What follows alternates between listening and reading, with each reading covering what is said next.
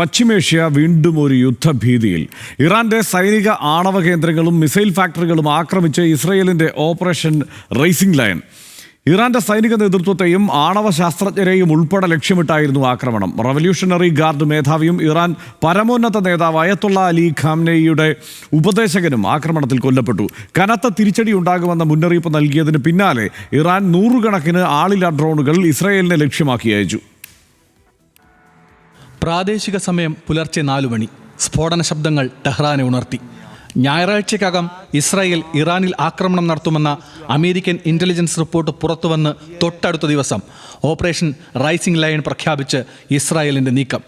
ഇറാന്റെ ആണവ ഭീഷണി അവസാനിക്കും വരെ യുദ്ധവുമായി മുന്നോട്ടു പോകും എന്നാണ് ഇസ്രായേൽ പ്രധാനമന്ത്രി ബെഞ്ചമിൻ നെതന്യാഹുവിന്റെ പ്രഖ്യാപനം. ഇറാന്റെ ആണവ പദ്ധതികളെയും സൈനിക നീക്കങ്ങളെയും ലക്ഷ്യം വച്ചായിരുന്നു ഇസ്രായേൽ നീക്കം. മണിക്കൂറുകൾക്കകം ഇസ്രയേലിലേക്ക് നൂറുകണക്കിന് UAV ഡ്രോണുകൾ തൊടുത്ത് ഇറാൻ തിരിച്ചടിച്ചു. ഇറാന്റെ ഡ്രോൺ ആക്രമണത്തെ തടുക്കാനായെന്നാണ് ഇസ്രായേൽ പ്രതിരോധ വക്താവ് വിശദീകരിച്ചത്. ഇറാൻ റവല്യൂഷണറി ഗാർഡ്സ് തലവൻ ഹൊസൈൻ സലാമി, സംയുക്ത സൈനിക മേധാവി മുഹമ്മദ് ബാഗേരി, ഖദാം അൽ അൻബിയ കമാൻഡർ ഖൊലാം അലി റാഷിദ്, ഇറാൻ ആണവശാസ്ത്രജ്ഞനും ആണവോർജ്ജ സംഘടനയുടെ മുൻ മേധാവിയുമായ ഫെറയുദ്ദീൻ അബ്ബാസി, ആണവശാസ്ത്രജ്ഞനും ടെഹ്റാനിലെ ഇസ്ലാമിക് ആസാദ് സർവകലാശാലയുടെ പ്രസിഡന്റുമായ മുഹമ്മദ് മെഹദി തെഹ്റാൻജി എന്നിവരെല്ലാം ആക്രമണത്തിൽ കൊല്ലപ്പെട്ടു. ഇറാൻ പരമോന്നത നേതാവ് അയത്തുള്ള അലി ഖാംനിയുടെ ഉപദേശകൻ അലി ഷിംഖാനിയും കൊല്ലപ്പെട്ടതായാണ് റിപ്പോർട്ടുകൾ. ഇറാൻ ആണവ പദ്ധതിയുടെ കേന്ദ്രമായ നതാൻസ് ആണവ കേന്ദ്രവും 6 സൈനിക താവളങ്ങളും ജനവാസമുള്ള ബഹുനില കെട്ടിടങ്ങളും ആക്രമണത്തിന് ഇരയായി. ഇറാന്റെ ആണവ നീക്കങ്ങളുടെ ഹൃദയങ്ങളിൽ ഞങ്ങൾ ആക്രമിച്ചു എന്നായിരുന്നു നെതന്യാഹുവിന്റെ അവകാശവാദം. നതാൻസിന് നേരെയുണ്ടായ ആക്രമണം അന്താരാഷ്ട്ര ആണവോർജ്ജ ഏജൻസി സ്ഥിരീകരിച്ചു. ആക്രമണങ്ങളിൽ അമേരിക്കയ്ക്ക് പങ്കില്ലെന്നും മേഖലയിലെ അമേരിക്കൻ സേനാംഗങ്ങളുടെ സുരക്ഷ മാത്രമാണ് മുൻഗണനയെന്നും US state secretary Marco Rubio പ്രസ്താവന ഇറക്കി. US താവളങ്ങളോ ഉദ്യോഗസ്ഥരെയോ ലക്ഷ്യം വയ്ക്കരുത് എന്ന മുന്നറിയിപ്പും മാർക്കോ റൂബിയോ ഇറാന് നൽകി.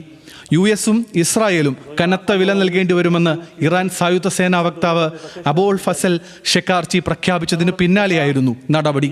ആക്രമണ വിവരം മുൻകൂട്ടി അറിയിച്ചിരുന്നുവെന്ന് ഫോക്സ് ന്യൂസിൽ വെളിപ്പെടുത്തിയ US പ്രസിഡന്റ് ഡൊണാൾഡ് ട്രംപും US സൈന്യം ആക്രമണത്തിൽ പങ്കെടുത്തിട്ടില്ല എന്ന് വ്യക്തമാക്കി.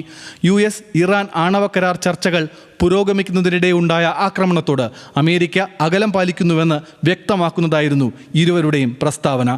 കൂടുതൽ ശക്തമായ തിരിച്ചടി പ്രതീക്ഷിച്ച് ആക്രമണത്തിന് പിന്നാലെ ഇസ്രായേൽ രാജ്യത്ത് അടിയന്തരാവസ്ഥ പ്രഖ്യാപിച്ചു. സ്കൂളുകളും ഓഫീസുകളും ഒന്നും തുറന്നു പ്രവർത്തിക്കില്ല.